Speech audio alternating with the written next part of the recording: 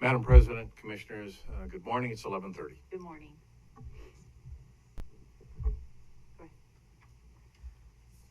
ahead. I'm so used to starting with you. Any questions? Back to about general the housekeeping. agenda? Are there any items or concerns or comments that the commissioners have? Chris? Agenda, no? Madam President, I have Mr. McKinney? just a simple question regarding item 6 on the consent agenda, if, Okay, so staff, if there are they'd no entertain that for housekeeping me. items, we'll move right into that. Go right ahead. Okay,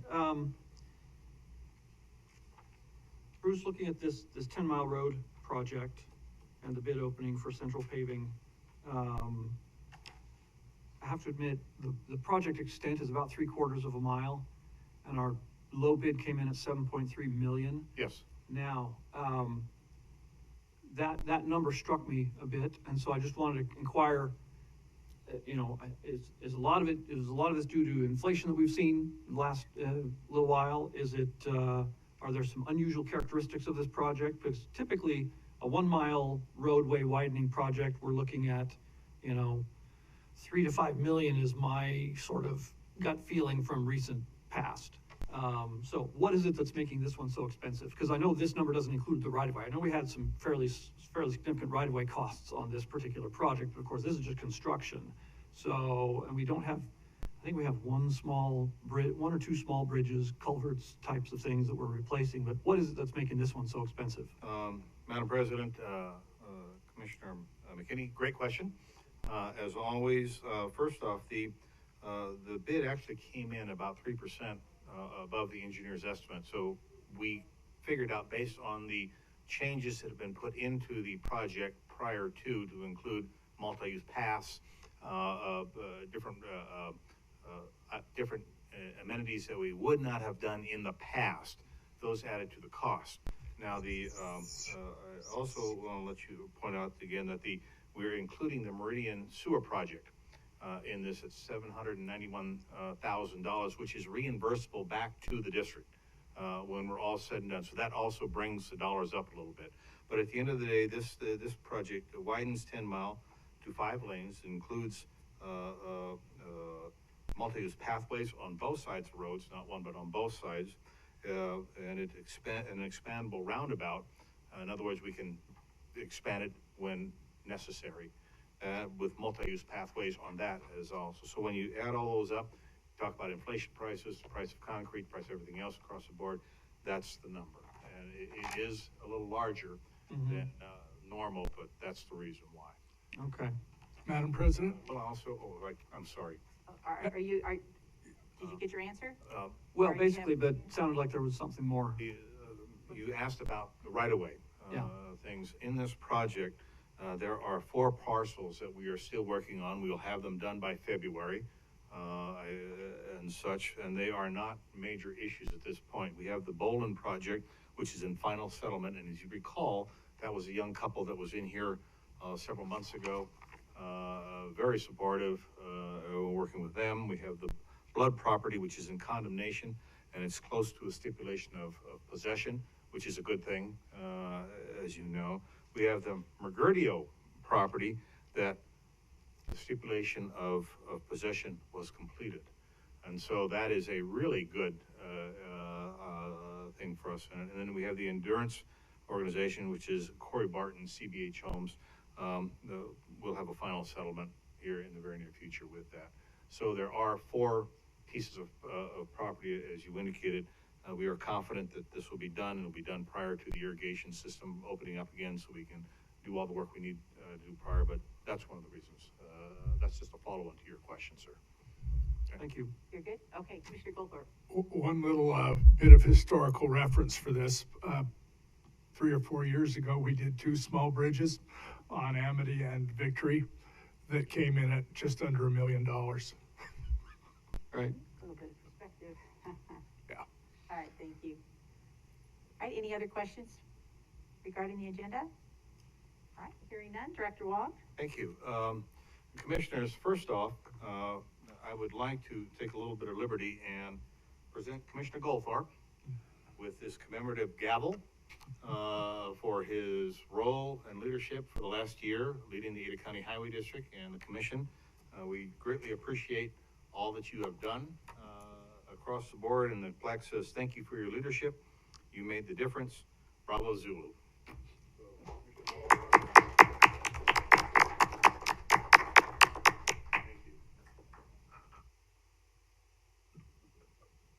For your collection. Yeah. Well, Commissioners, good morning. Thanks, Director. Earlier this morning, I met via Zoom with the ACHD team to share some thoughts on the current COVID variant and have asked Sherry to first brief you on current ACHD conditions. Sherry? Welcome, Sherry. President May, Commissioners, thank you so much for giving me an opportunity just to give you an update. Much like the rest of the community, our organization is also experiencing some increases in numbers as far as it relates to our staff. I will tell you that we are following all CDC guidelines, but in many cases, what the CDC requirements are, just an effort to be a little bit more conservative with our team. Currently, our numbers, as I mentioned, have increased. We have 39 people that are currently out on some form of quarantine, and of those 39, the majority of those have not tested positive for COVID. So the majority of those, we are waiting for test results. The HR team has been on afterburner, communicating with our team members who have had exposures or who have become ill, and so we are proactively quarantining people that have had exposures or who have illnesses. So again, we're waiting for test results on many of those. We are also, though, experiencing increased numbers of positive results as well. Again, like the rest of the community. So, but again, we're very proactive in making sure that when we become aware of those exposures, that we're taking the appropriate steps to remove them from the workforce, but also support them during that time while we're waiting for those test results. So with that, I will stand for any questions. Madam President, Thank you, Sherry. Commissioner Goldthorpe. thanks to Shandy's good work this morning, I finished reading an article that discussed the 3 monoclonal antibody infusions options that there are, and how one of them actually may work well with the Omicron variant. And I'm wondering if we give any of that information to our team members who test positive. You know, we're not medical professionals, although it feels like we're becoming more and more well-versed. But our goal is really to, when people are ill, we are recommending that they contact their doctors and determine what is the best course of action based on their individual circumstances. We make every effort not to cross that line and get into people's personal health information that may be protected under HIPAA, but we are routing people back to their doctors. Well, giving them information doesn't violate HIPAA whatsoever, but yeah. Correct, but we're not recommending any type of treatments. We're just asking them to contact their doctors. We've been really fortunate that the majority of our people that have tested positive have not experienced serious illnesses, but we have had some of our team members who have been very significantly impacted by the virus. So, Madam President. Commissioner Pickering. Yeah, thank you. Sherry, thanks for the update. Not surprising in the least. Thank you for all the effort that you do to keep our team members safe. Can you explain the benefits? Because I'm seeing that a lot of folks, when they, of course, have to quarantine or isolate, they may not have enough leave to cover it. Do we have any sort of, leave donation situation amongst our staff that if somebody runs out of leave due to COVID, isolation, whatever, are folks able to donate leave to that staff member? actually, currently, if people are out because of an exposure or a positive test, we are covering their time under COVID pay. So their time is protected in that sense. We also, for those individuals that are not ill, but maybe they're out because of an exposure, if they're able to work from home, we're actively utilizing those resources so that they're, in many cases, are continuing to work from home during that quarantine period, but they are being kept whole. That's great. Thank you. Thank you. And Sherry, I do agree. I think it's best to take a conservative approach, even though we're not wandering into the HIPAA arena. Just sometimes by giving the information, where it's interpreted as perhaps tacit approval, and I think we need to be cognizant of that and refrain from doing Understood. that. So, yeah, I appreciate Quick that. question, what's our vaccination rate in, amongst the employees? Are we, I know we did a huge push last year, so I think we're probably way up there. We are right at about 50%. Oh. And that is with the initial vaccination.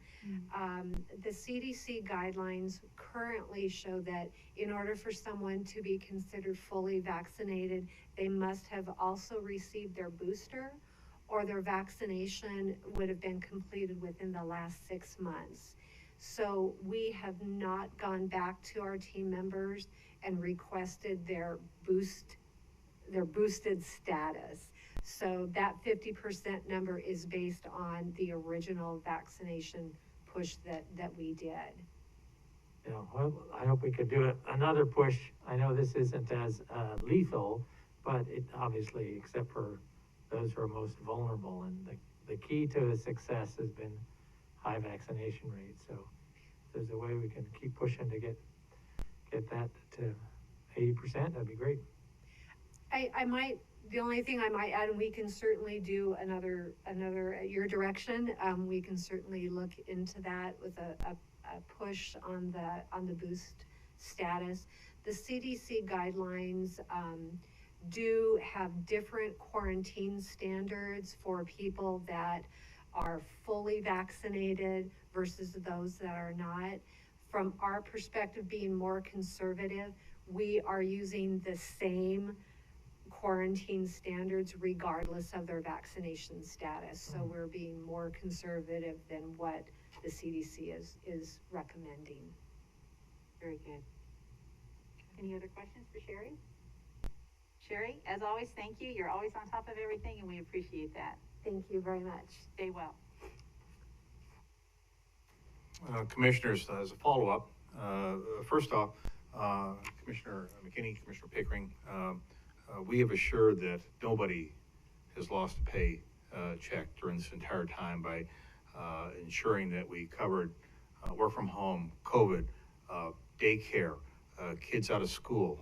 We made sure that everybody in this organization, and of course the subsequent contractors that rely on the Ada County Highway District for their livelihood and paycheck, did not suffer during during the beginning of this pandemic. To Commissioner Hansen's point, in order to encourage our team members on that first round, I offered 4 hours for everybody that received a shot, and we're looking at next steps when it comes down to boosters. How can we, again, provide an incentive other than just say it's good for you or it's not good for you? And so we were successful in that push. That being said, the reason I asked Sherry to speak to you was to set the foundation for what I shared with all of our team, and I want to share with you now earlier this morning. But as always, our focus is on prevention and containment for ACHD to reduce risk to our team, their families, and the district.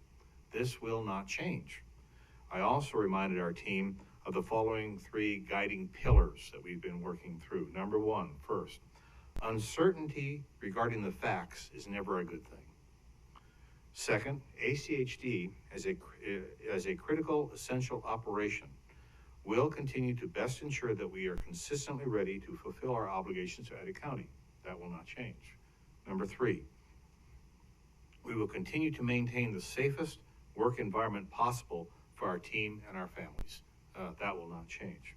So as you all know, during the height of the pandemic, ACHD aggressively pursued conservative, successful operations and maintained all state, CDC, and central health protocols and recommendations to best ensure safe operations.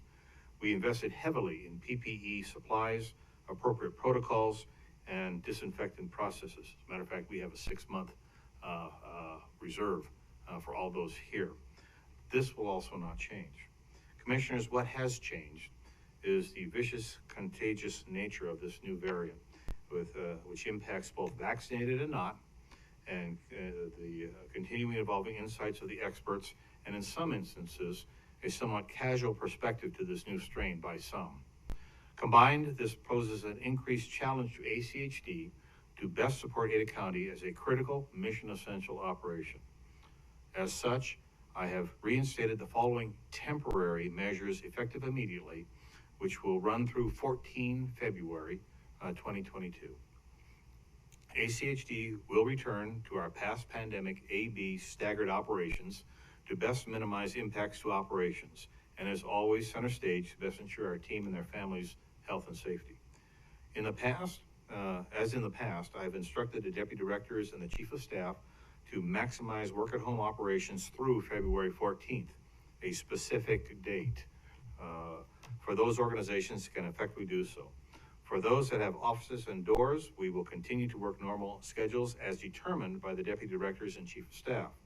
For those in cubicles, we will now be rotating on-site work from home schedules as outlined by the deputy directors and the chief of staff. For operations, we will be returning to the crew staggered rotation through February 14th.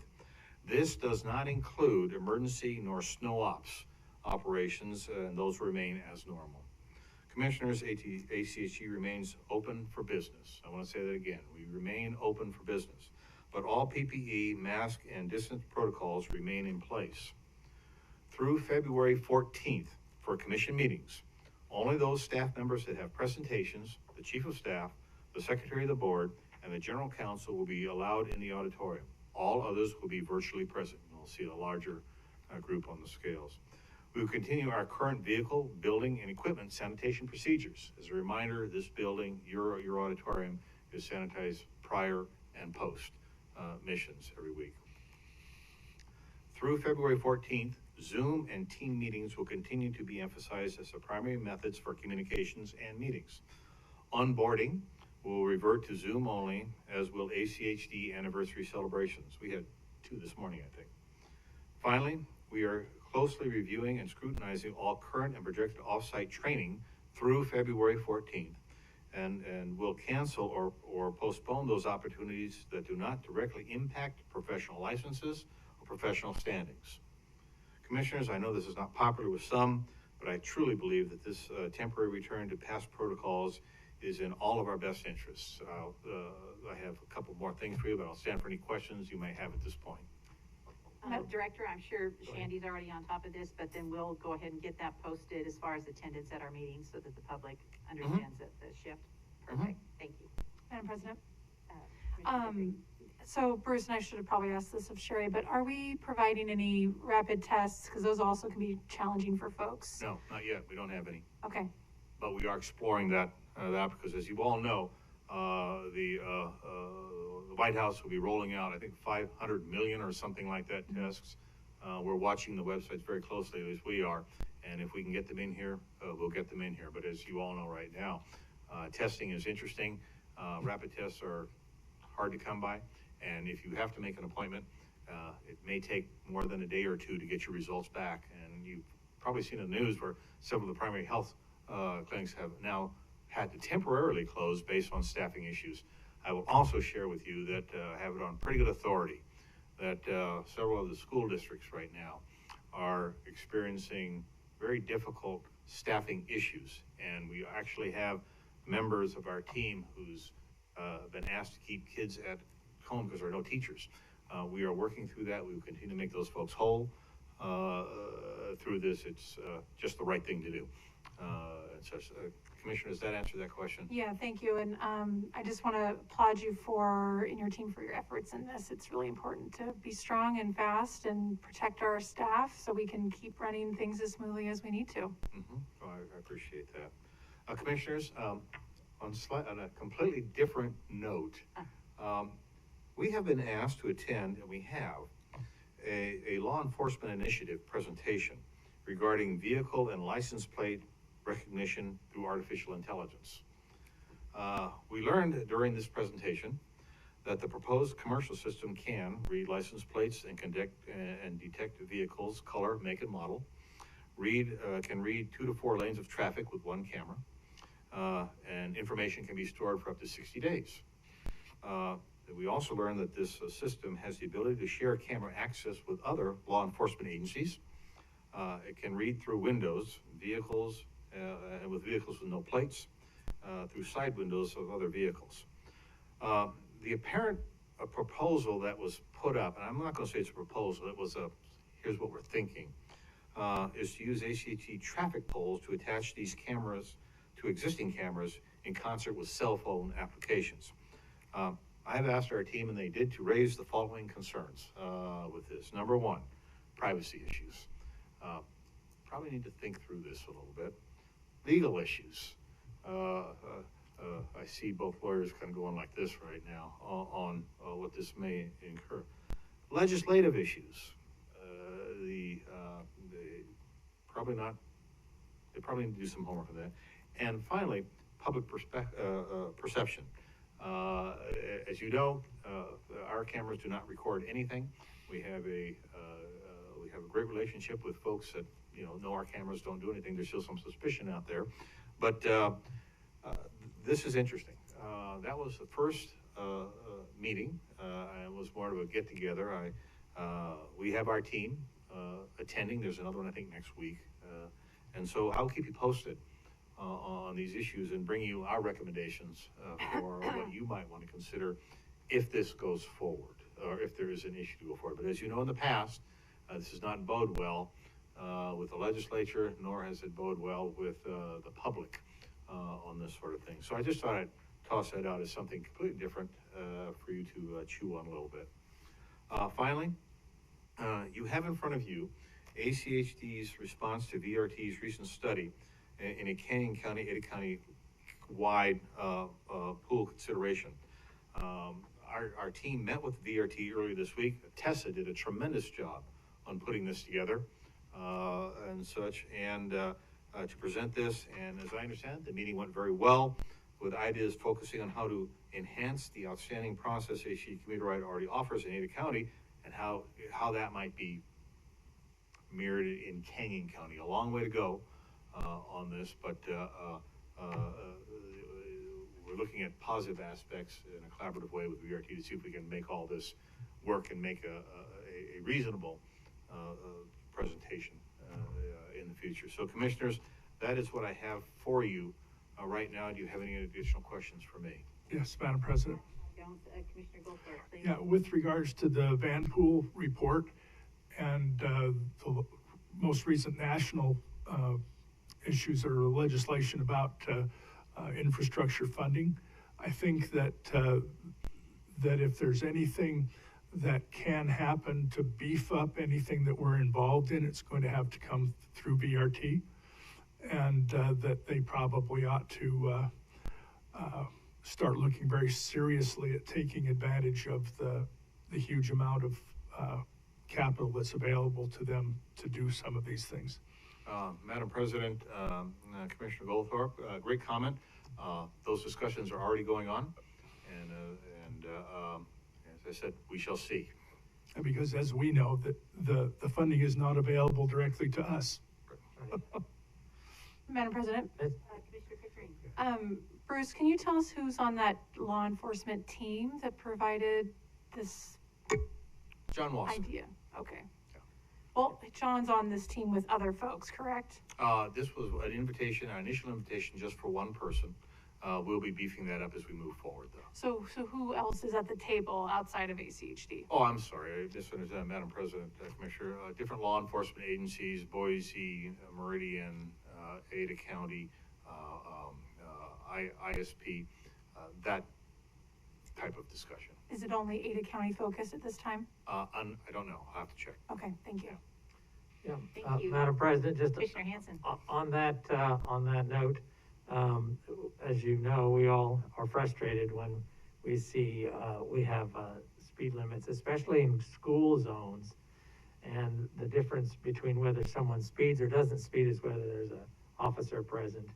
And so, and it's really frustrating that, speeding happens on roads that are not designated for those kind of speeds and put the life of kids at risk. So, I don't think we're excluding the opportunity to look at addressing speeding in school zones. And that's really critical, areas where there are kids. So I just want to raise that. And I would echo Commissioner Goldthorpe's comments and just simply add the tremendous amount of resources.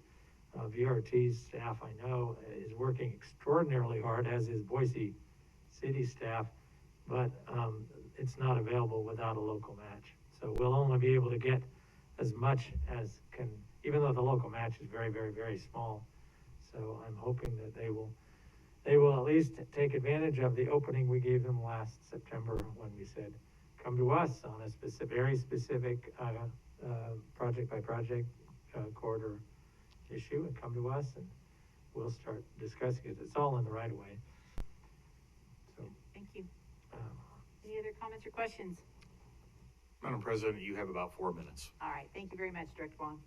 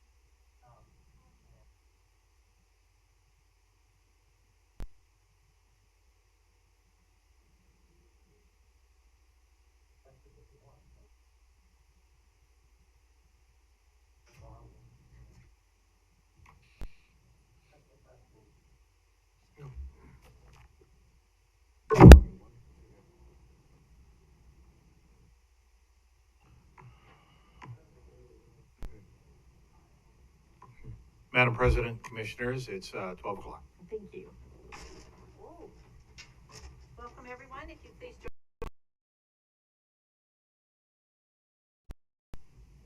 Allegiance to the flag of the United States of America, to the republic for which it stands, one nation, under God, indivisible, with liberty and justice for all.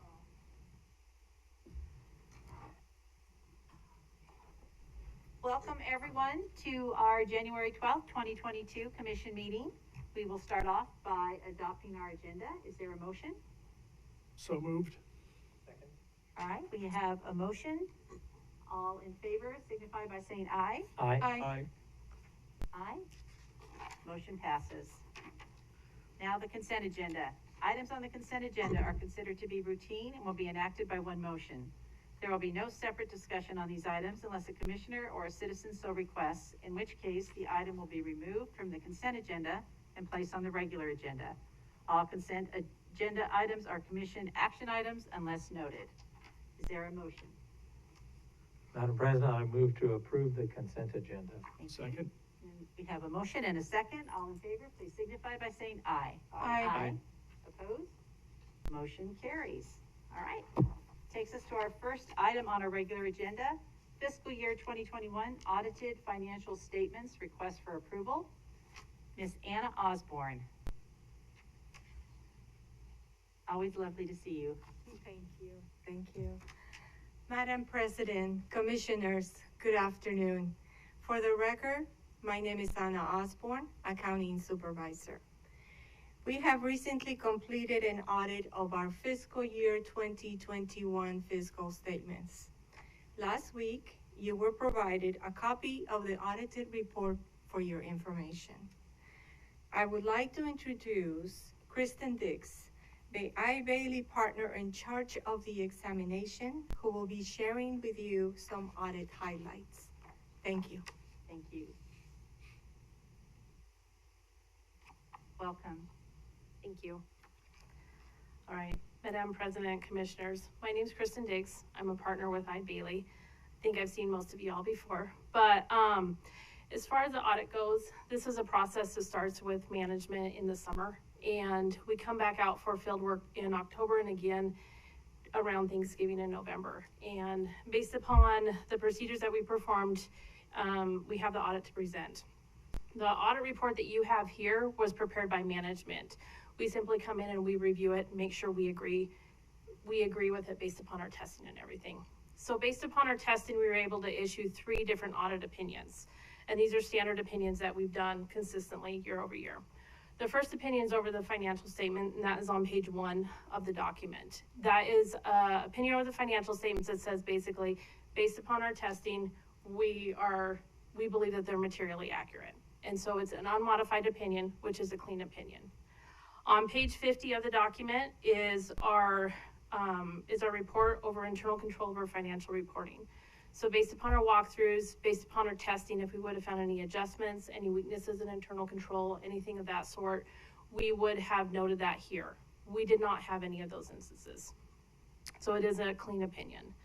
The other opinion that we issued was our opinion over compliance. So in the report, you'll have a schedule of expenditures of federal awards. So this is the federal dollars that comes through ACHD. And as part of that, we are required to come in and do certain procedures over those money to make sure that you guys have the controls in place, to make sure that the money's spent correctly, and also the compliance piece of it. So based upon that, we came in and we tested 2 separate single audits in the current year. These were not single audits that we have tested in the prior year. One of them was related to the coronavirus relief funds, so CRF funds that got passed through Ada County. The other one was the federal transit single audit. Based upon our testing that we performed, we did not have any issues. And so based upon all of that, as far as the highlights go, I don't really have any other highlights unless any of you guys have questions. I do want to say thank you to all the staff. It's no small feat to get through the audit report, and with the amount of documentation that we ask to look through, we really appreciate all their efforts. Thank you very much. We appreciate your partnership and your efforts and your oversight with our process. Thank you very much. Commissioners, any questions? All right, thank you very much. No, that was great, and I think it's ironic that it's the two things not road building related that were, the two federal ones that, one, the COVID relief funds and the, transit audit, which of course we have to put our own money in to get the federal transit money for commuter rides, so I get that, so, appreciate Yeah. that. And part of the reason that we had to test those this year is the federal government has come in and said those are higher risk because of all the different guidance that's come out, interpretations of the guidance, and so that's why we focused Yeah. on those. And we don't do, other than commuter ride, we don't do any other form of transit, so, yeah, well, that's good, I appreciate that, it was a good audit. Yeah, And it- the other it is, and I absolutely just was. want to appreciate that this was posted on the website, and plenty of notice, and so folks can go back and look at it.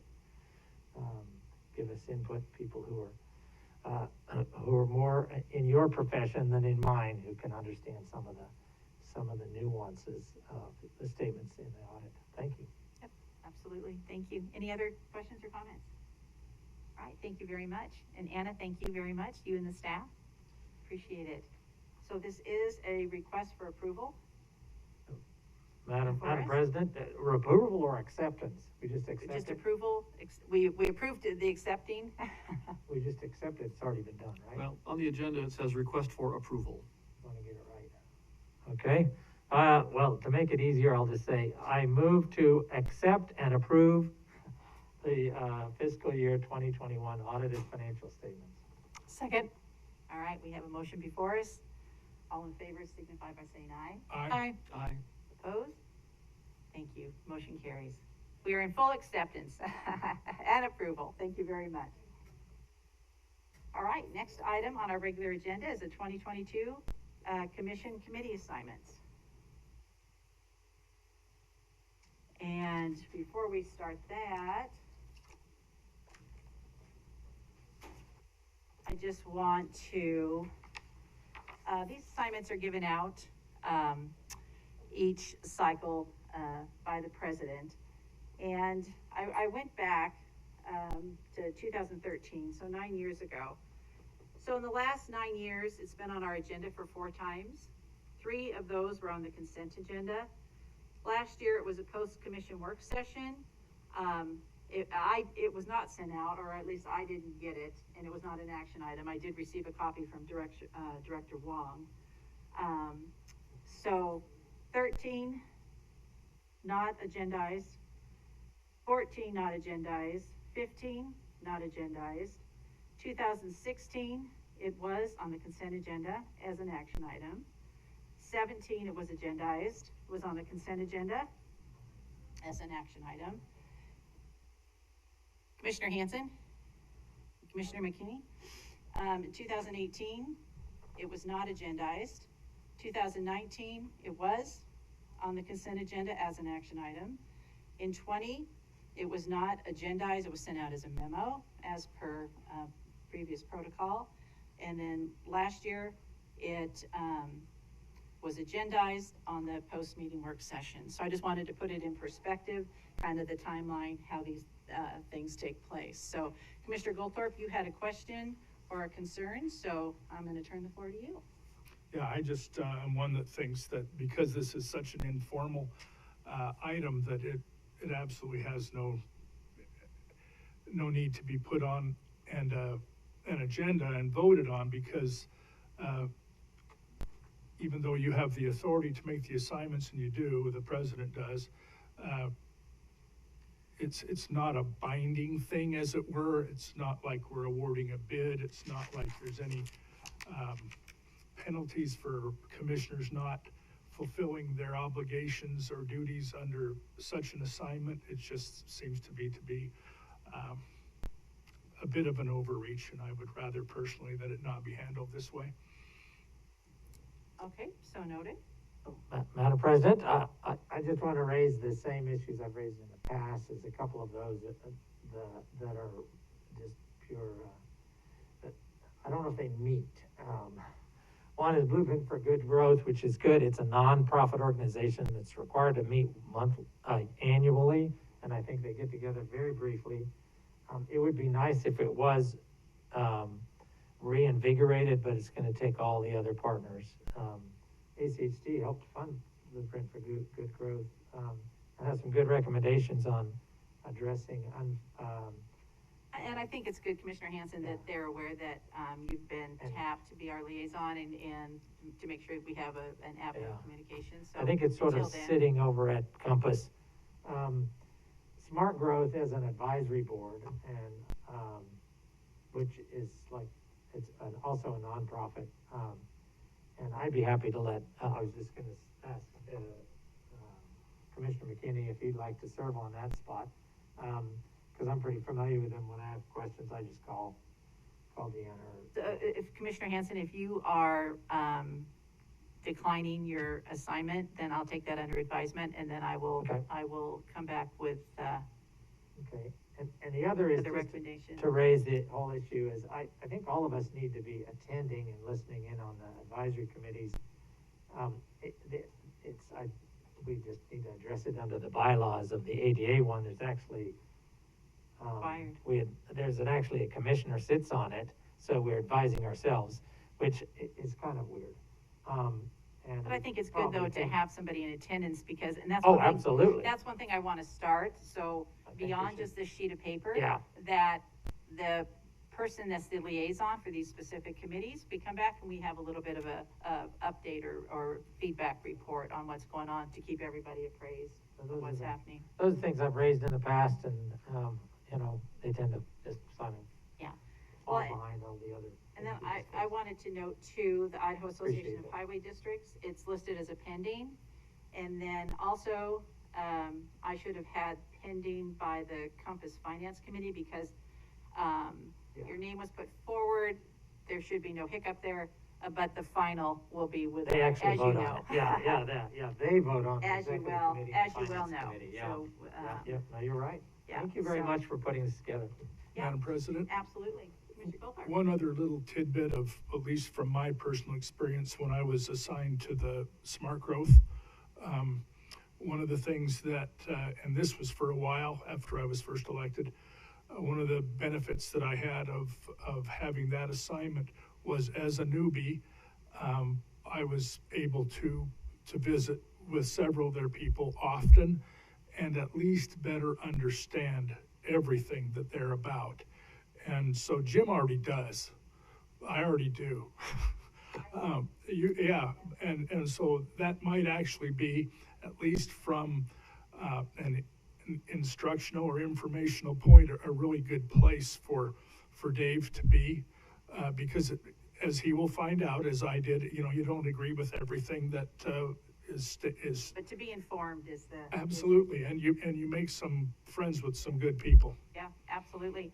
And I'm sure all the commissioners are already signed up and get their newsletter, but, if you're not, I would recommend that you plug into all of these, because just because one individual's assigned to it doesn't mean that precludes everybody else from getting the information. But I do want to do some regular updates, as we move forward as well, so.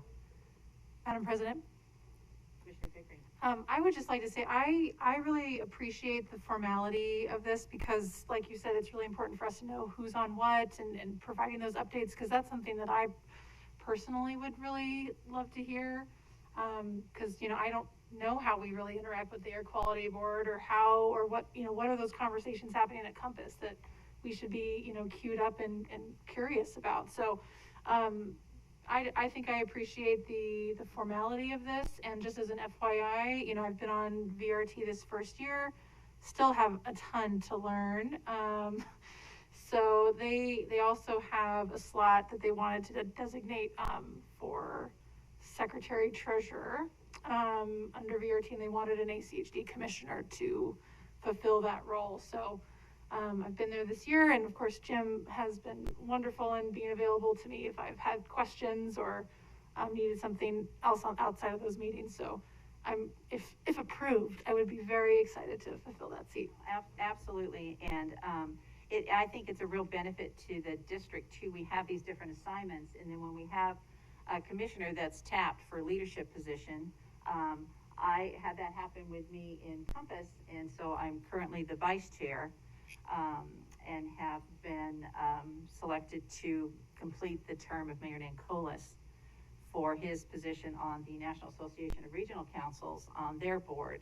So, I'm looking forward to that as well. So, we definitely should support that as a commission, and congratulations to you, and I think that's a real benefit to the district as a whole, so. Commissioner McKinney, do you have any comment about Not engaging specifically. with, Smart Growth? I haven't really considered that what Commissioner Hanson just brought up, so I'd rather, Okay, why don't you consider it, Right. and then you communicate with me, Right. if you would be interested in doing that. yeah, that'll be fine. Okay, super, thank you. Any other comments? Well, since the agenda says request for approval, I move to approve the committee assignments. Second? All right, we have a motion. Any further discussion? Yes, please count my vote as being an abstain. Okay, so noted.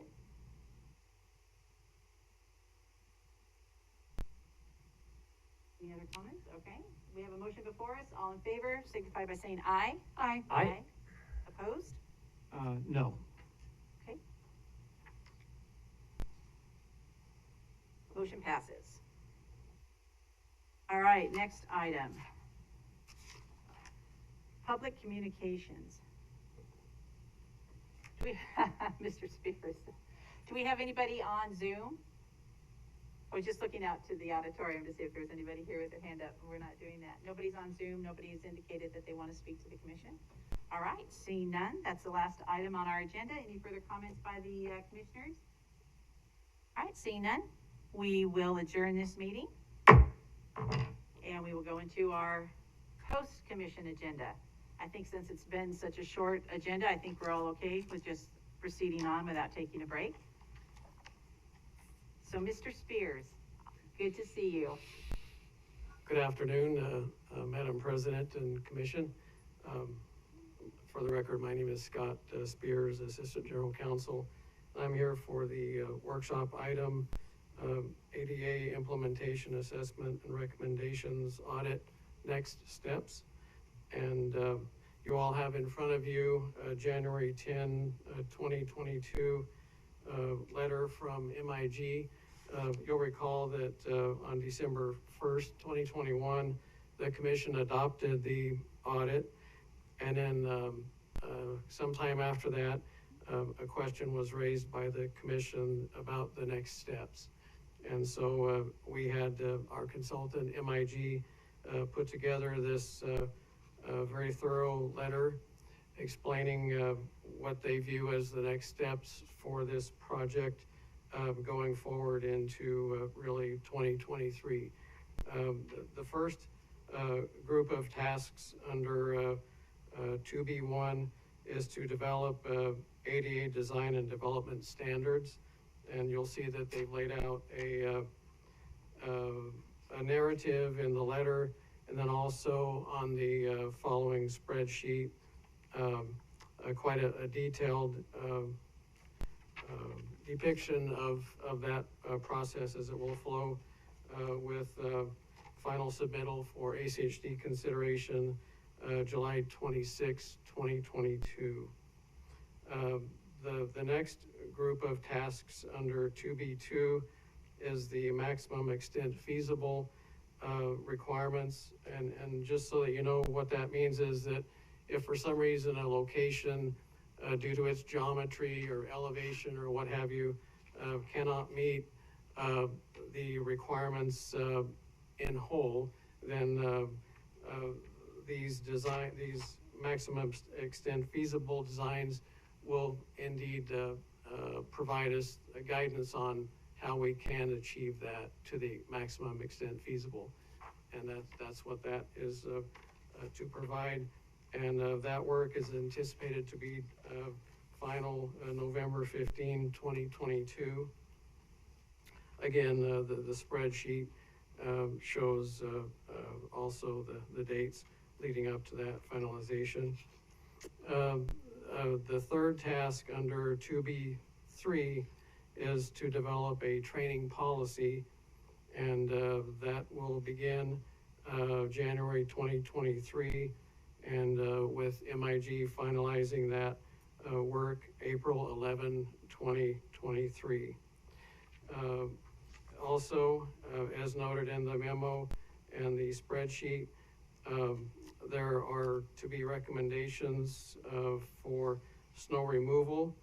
The timeline, as the letter notes, is fluid because there is some work to be done by ACHD at the initial phases, and that would be regarding a determination of approach to snow removal, negotiating rules with partners, formalizing enforcement procedures, and so some of those steps are depicted on the second page of the spreadsheet with internal determination of approach, ordinance refinement, a winter maintenance plan, partnership refinement, enforcement refinement, with a hopeful conclusion of that work in mid-August.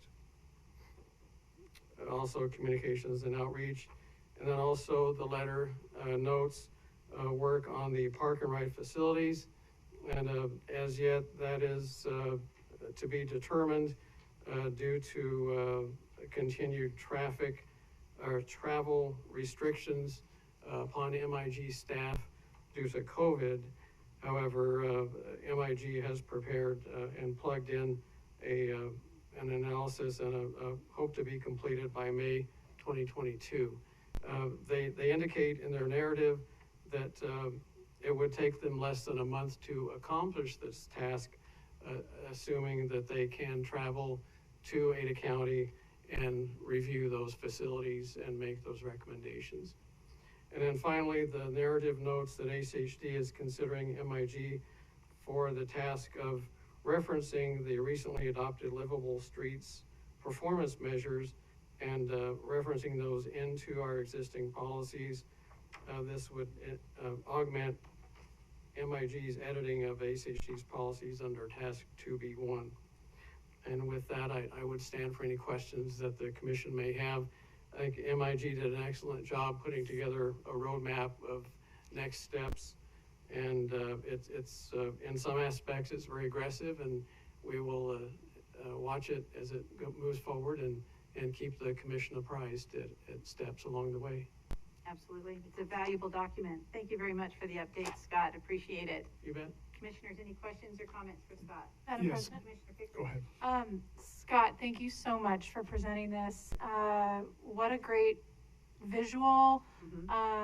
This is exactly what I needed to kind of be able to track and figure out how are we going to take these bite-sized chunks. So applaud you and MIG for coming up with this. My first question of a couple is, can you just clarify MIG's role in achieving these milestones? Okay, Madam President, Commissioner Pickering, MIG's role, they are developing the first draft submittals, and then the ACHD staff then reviews those. Again, and I'm looking at task 2B1. So the first draft is by MIG, ACHD review is of course our staff. The second draft submittal, that's again MIG preparing that second draft, and again a review by ACHD with MIG preparing the final submittal. And it goes, and that's the format that it follows through task 2B2 and 2B3. The snow removal work, I think it is going to represent a greater lift on ACHD's part to develop those internal determination of approach and how that will work, to look at ordinance refinement. There are recommendations in the report that help in that regard. Also developing a winter maintenance plan. We have in that regard, going back to ordinance refinement, MIG will be preparing the draft 1, and then ACHD would review that draft, and then a final would be prepared. So I anticipate then that MIG would prepare that draft based upon and reflecting the recommendations that are in the snow removal portion of the report. And the same would go for the communications and outreach, and really the same would go for the winter maintenance, draft 1, ACHD review, and then a final draft from MIG. So there's an initial lift upon ACHD, I think, to develop those internal determination of approach. And then MIG will take that information and then we'll work that into these tasks, ordinance, winter maintenance, and communications and outreach. Thank you, Scott. That's really helpful. So, could you just describe, just with a little bit more detail, if you know it already, what would be the extent of the ACHD reviews, especially in that, you know, once MIG submits that first draft, what would that review look like by staff? Yes, Madam President, Commissioner Pickering. For example, design and development standards, those would go to, of course, development, Gary Enselman's shop, and also to a design, and that would be in also Gary Enselman's shop, as well as construction. Sorry, Scott. What I mean by is not who it would go to, but like to the extent that staff would potentially change the draft, like what kind of liberty does staff have in that review process? Madam President, Commissioner Pickering, staff has great latitude in responding and reflecting and expressing our concerns as to items that MIG might present to us.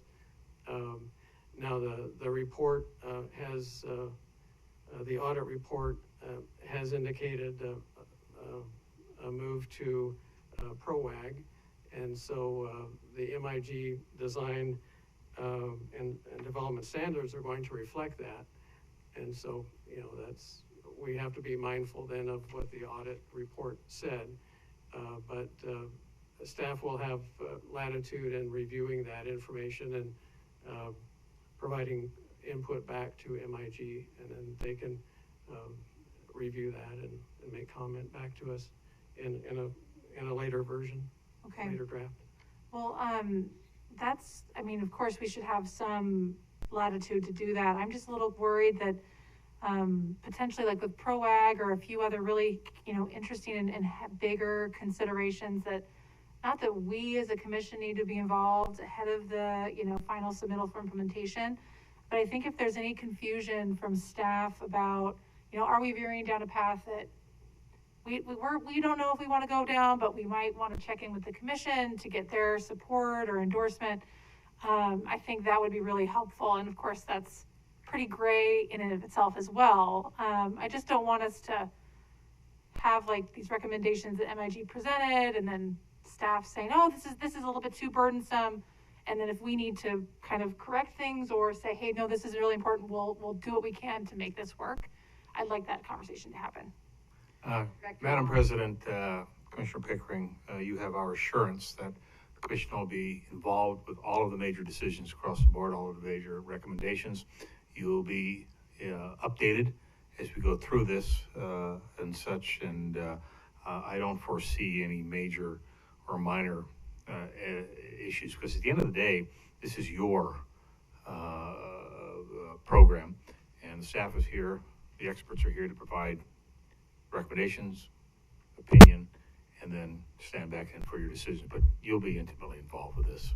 Okay, thank you. Thank and you. then, sorry, President May, I've got one final just quick note. I really do appreciate the bit about snow removal. I think the mid-August timeline would work well with us because we'll be trying to finalize that before we make decisions on our budget. So I think that makes excellent sense, and fully support integrating or adopting the livable streets performance measures into existing policies into task 2B1. Thank you. Thank you. Thank you very much. Any other questions or comments? Yes, Madam President. Clark. Two things. One is that I appreciate the director specifically referencing that this is our report, the commission's report. So I would suggest very strongly that the commission read it several times.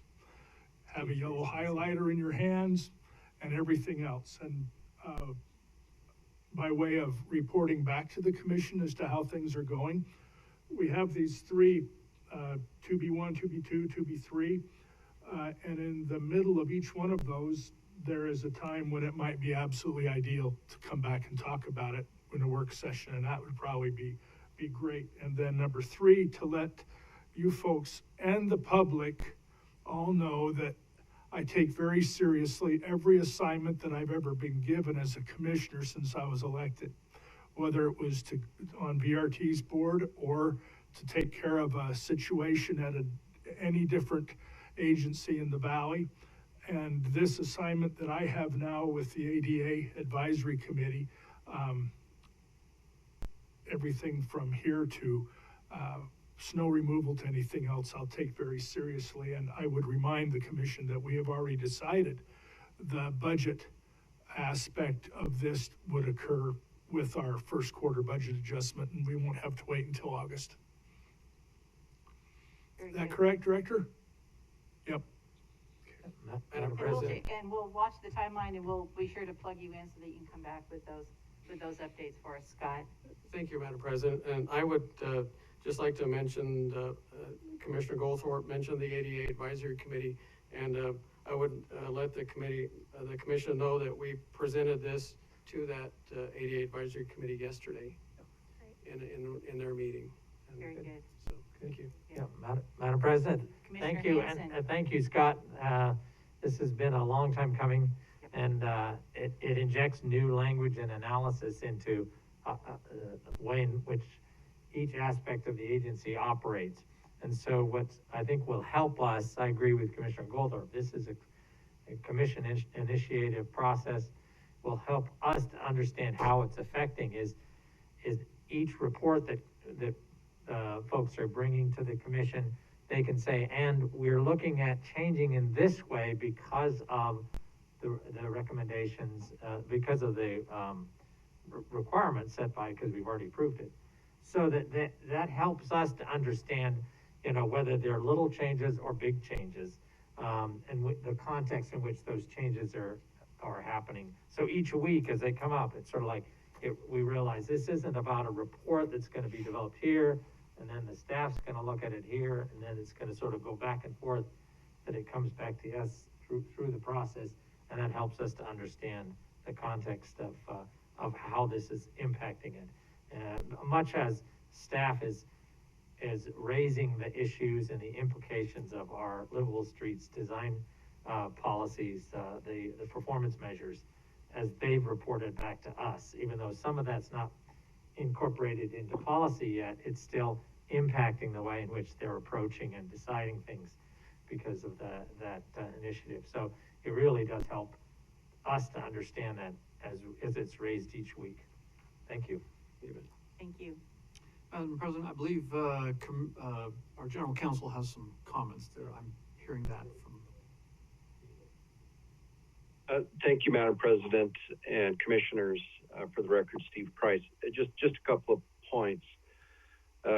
Commissioner Pickering, the intent is that when we get drafts back and staff provides any comment, those will be done in red line, and the full communication between our consultant, Meg, and staff will be tracked, and we're most certainly, like in the last draft, we're happy to share that with the commission so that you get to see the issues that are being discussed, at least historically.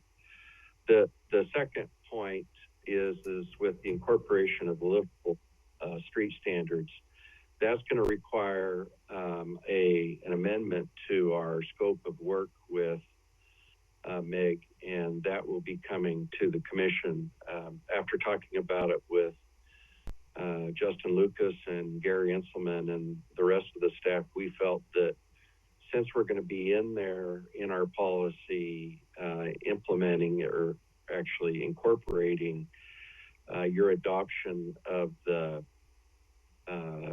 report, that just in terms of consistency between the livable street standards and the ADA requirements, we feel that they're there, it's a good time, and to make sure that we have consistency, and you will also get to either approve or deny that. But if it's approved, well, most certainly you'll be seeing those being incorporated into policy, and to make sure that that's the direction you want to go. So this is fully transparent, not just to the commission, but to the public, to make sure that we're incorporating what you want us to incorporate, and that's the plan, and that's why we asked Meg to provide this kind of roadmap going forward to give you an idea, and you have a certain level of expectation that we're going to get that done the right way, and that you're happy with that. Madam President? Commissioner Pickering, thank you, Mr. Price. Yeah, I was just gonna say, thank you, Steve. That's really, really helpful. And, I really also appreciated the draft of the final MIG report when you did submit that to me. So I appreciate you making that correlation and modeling that. So thank you. Great, thank you. Any other questions or comments for either Mr. Price or Mr. Spears? Thank you.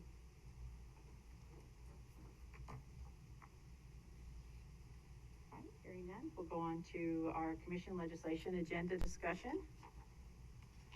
So everybody has that copy.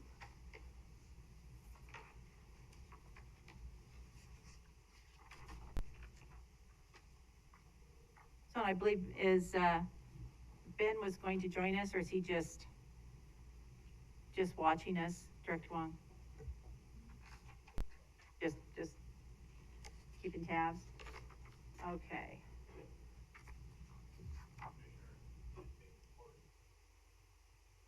Correct. Absolutely, and then we'll see him. Absolutely. Thank you very much. Thank you very much. Okay, I wanted to have this discussion. Obviously, time is critical, but to kind of hone in and be a little bit more strategic and focused on the items that we have here on our sheet, as we've done in the past. So I wanted to have a discussion here, and if there's somebody that would like to start, I have some comments, but I will hold those. I have one comment, Madam President. Commissioner Goldthorpe? And that is, at least from my limited experience with the legislature, we've been far better off approaching things with either baby or smaller steps than with a shovel. Absolutely. That's it. I agree. I agree. Sage advice. Measured. Thank you. Commissioner Hanson? I don't know if you want to talk about each one of them just a little bit? Yeah. I think that nothing, we want to see very consistent. I kind of want to hear your. Yeah, it's consistent with, I really appreciate Compass taking the lead on a number of these, and they're taking the lead on dedicated funding for transit, and local option for local option taxing authority for local governments. So those have been on their agenda for as long as I can remember. And that part of our role is to say we're partners with our fellow local governments. So really our focus is more on a couple of the others, especially on the impact fee statute. And really there's only two aspects to that we've talked about.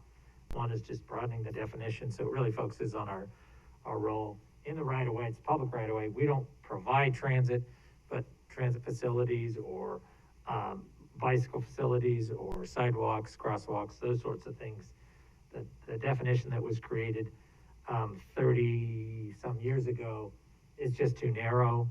And then the other is we've run into the issue of existing deficiency, how it's not really defined in the statute, so we want some clarity. So those are the only two things that we'd like the legislature to take on. I think it provides for the kind of fiscally conservative approach to using the public right-of-way to the maximum extent possible return on investment. The expanding HOV authority, again, Compass has endorsed all of these too. Gives us the ability to say, okay, we can at least consider HOV, high occupancy vehicle. HOV means high occupancy vehicle, so that if we're working on a major arterial and want to consider that, obviously that you have to work closely with local government, because we have no enforcement authority. So that would all be working closely with whoever is gonna enforce it. If it's a federal, I mean, if it's on this ITD facility, that would probably be the state police. And then at legislation, you know, we know that when there's a major investment, ITD investment, that has impacts on the local system, and that they be part of, that's kind of an appropriation as well as authority aspect. I think that's really, really important, because we have to be able to time those so that if the state's gonna move forward with a major investment like on Highway 16, the local authority, us and the cities, have to be able to move in and build a network around that. And then the last one, which we've always supported, is figuring out a way on our vehicle registration fees to include heavy vehicles. And it doesn't make a whole lot of sense to exclude them. So I don't think there's anything more than that. I think and with the exception maybe of that last one, I don't know if Compass has got that on their list. Do you know, Kent? Of But the I think vehicle they support it. registration? Yeah, Well, I'm told that Canyon counties would like to yeah, consider that, so I'm sure Compass will yeah. jump in one way or the other, but I think we should probably be the spearhead of that, because it's us, not any. Well, Yeah, and our authority is I gonna be. understand there already are conversations going on about the vehicle registration, in the legislature, as they begin this new session. And I think we need to be cognizant and aware of the sunset coming up in, 28. And this is gonna be a process, so we wanna stay engaged. So I think it would be incumbent upon us and extremely prudent for us to, engage in that conversation and, be a part of that going forward. Like you say, we're the main cog in that wheel, so to speak. So, definitely need to be, involved there. Yeah, Madam President, to tell you the truth, and I could be totally wrong in this assumption, but I think the lowest hanging fruit for us this year will be the clarification of existing deficiencies in the impact fee statutes, and then it will take some amount of time. Fortunately, we have it for the legislation surrounding the unfunded mandate aspect of, for instance, Highway 16 and our vehicle registration fees. So those three aspects would be my preference in terms of priorities, because we can support both Compass and the Highway District Association with some of those other areas. And I already know from my conversations with the Highway District Association, they'll be supporting us as well. Yeah. Madam President, I have a couple comments on this. And then we'll move on down the line. Thank you. Go ahead, Commissioner McKinney. Yes, I think and of course, and this is kind of following our previous discussions, for greatest effect, we would be best advised to, pick 2 or 3 things that we're focusing on, not try to do a whole lot. I'm not convinced that pushing for changes in the impact fee legislation is a wise move for us. For a number of reasons, and we've talked about this in the past, so I'm not really big on that one. I think the registration fees related to heavy vehicles, I'm in agreement with that, and it sounds like that's the kind of thing that a lot of people, have in mind. I think that's a good one to at least be part of, whether it's coming from us or from Compass or Canyon County or what have you. And then, another thing that would be, and I know we've discussed this in the past, but the ability of, ACHD doesn't currently have authority to issue bonds. We have no bonding authority. But with the sales tax funds and so on, that raises a possibility, especially since we have some large price tag items coming up. Of course, the Highway 16 things, but there's also the Linder Bridge and the Linder Road north of Chinden, those sorts of projects that are coming along that are big ticket items that would really, swamp our five-year work plan.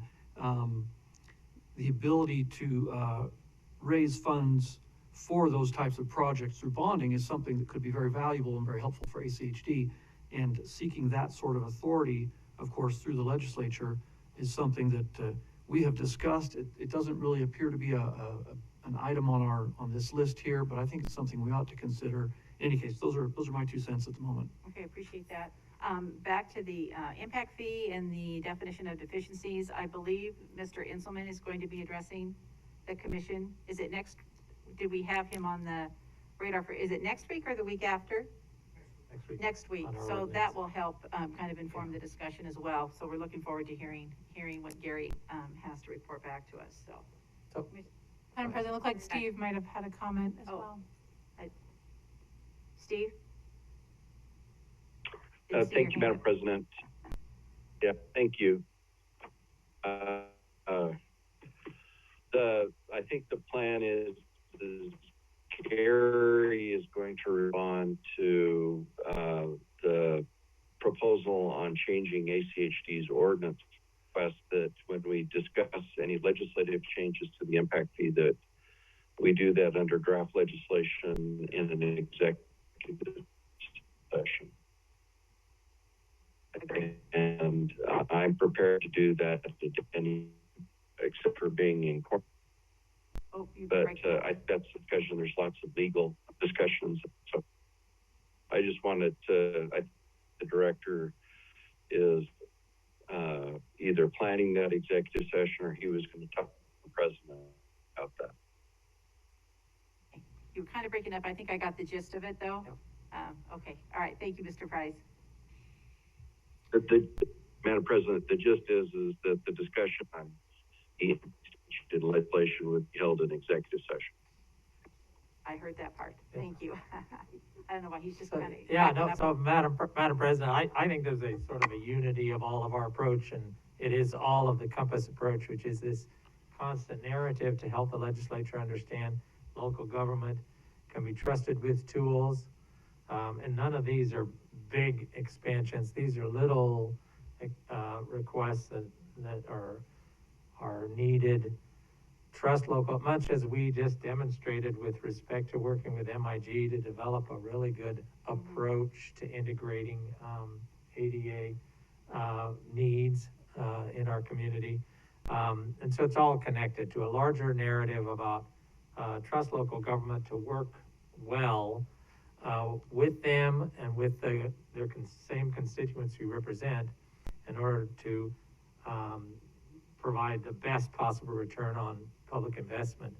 And it's the most fiscally conservative approach. The other is that part of that narrative, I think Commissioner Goldthorpe mentioned it with respect to the transit agency moving forward, asking for the kind of resources it needs, is that this year is different in that resources have been made available through federal appropriation last fall, and that we're either going to have the ability to match and participate or we won't.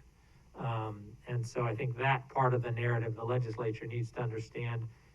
There's some urgency in getting that understanding in front of them to understand, okay, Idaho taxpayers paid federal tax dollars that help fund the federal money that will be distributed to the states. And so it would be unfortunate if the vast majority of what ought to come to Idaho goes to other states simply because we've chosen not to give local government those kind of tools to participate. So I think it's a larger narrative about what's the role of local government in providing for the immediate needs to help people. And as we know, this is such a rapidly expanding valley, rapidly expanding county, and we have some big challenges ahead of us. The borders of the county aren't expanding, but the demands within those borders with growing population is significant. Thank you. Mr. Pickering. Thank you, Madam President.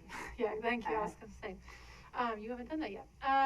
So I would say I agree with a lot of snippets from a lot of you. And I would just say I agree. Yeah, we definitely need to just pick a couple priority legislation elements to push forward.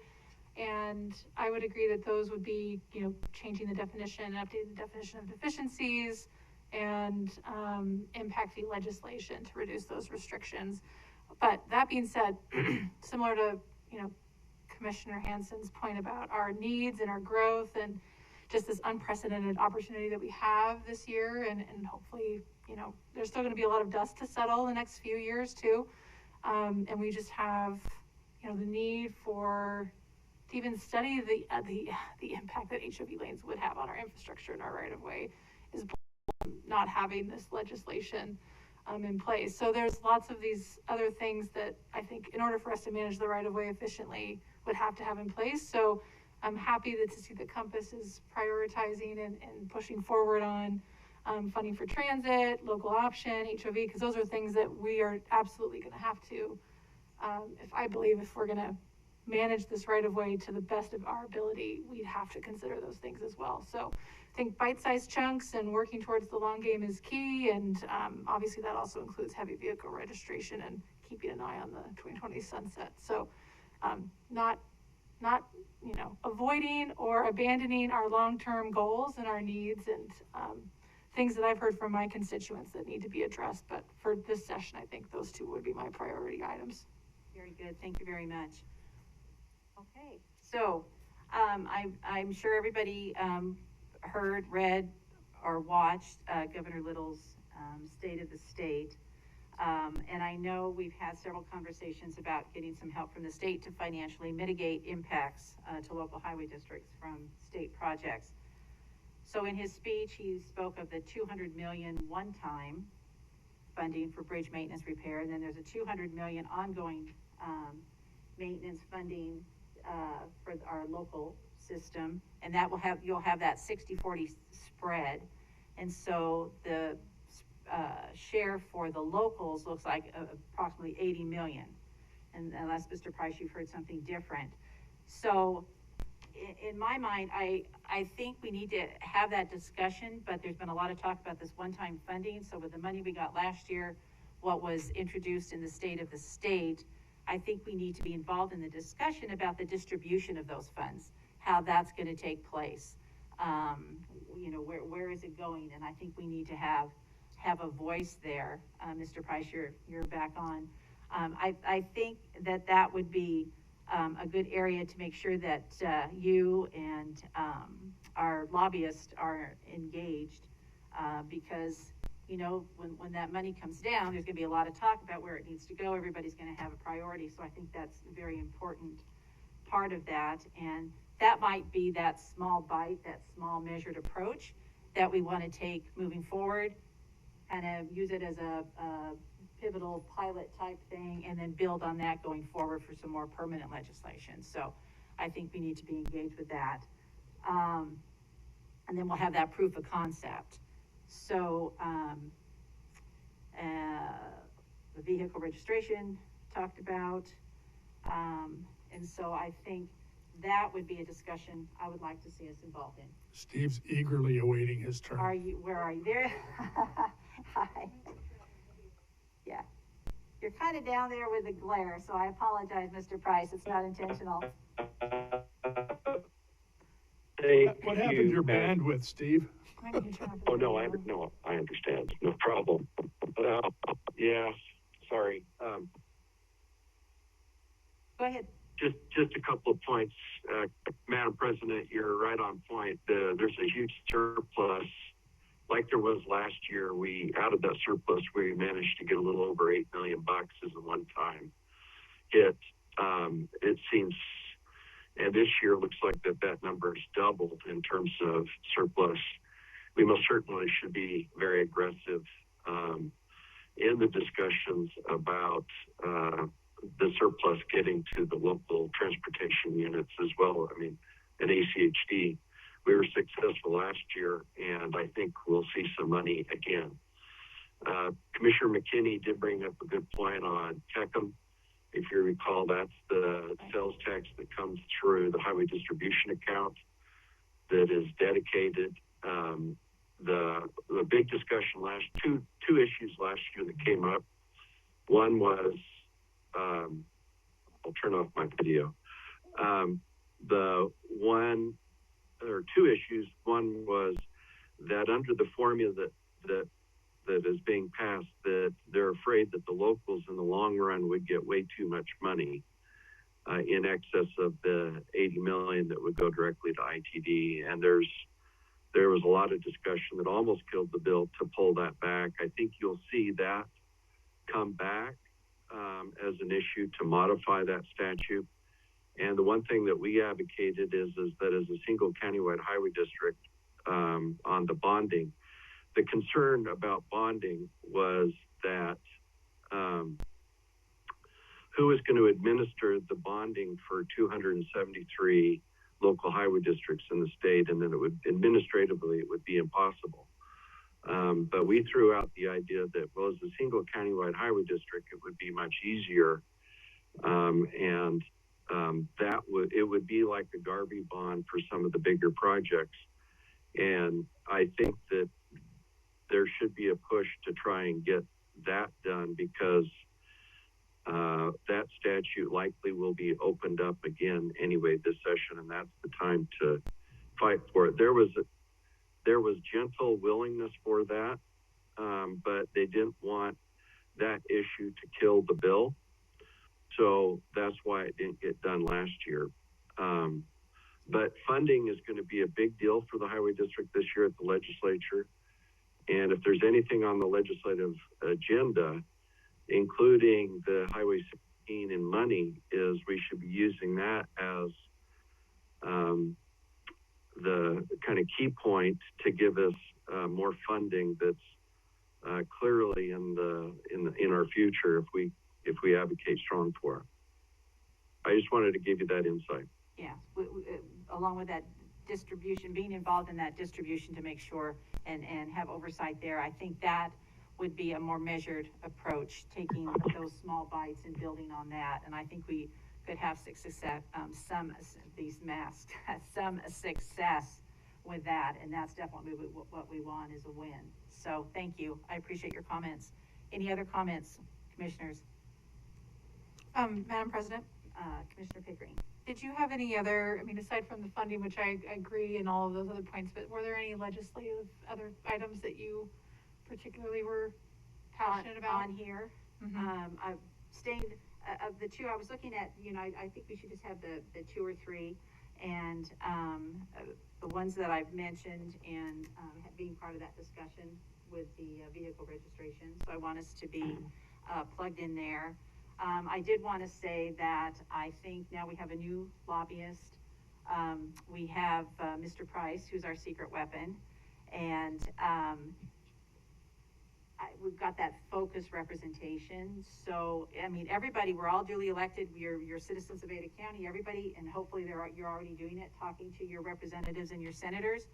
But when we come down to the mission and objective of the district, that we are focused, and our representation is through the president of the commission, Mr. Price, and our lobbyists, and of course, Director Wong, if you are engaging with that whole process. So I just want to make sure we're not just all scattered, that we're focused and we understand our priorities. So, and then Steve, if I understood you correctly, we're going to be having executive session to formalize our priority list based on our discussion today?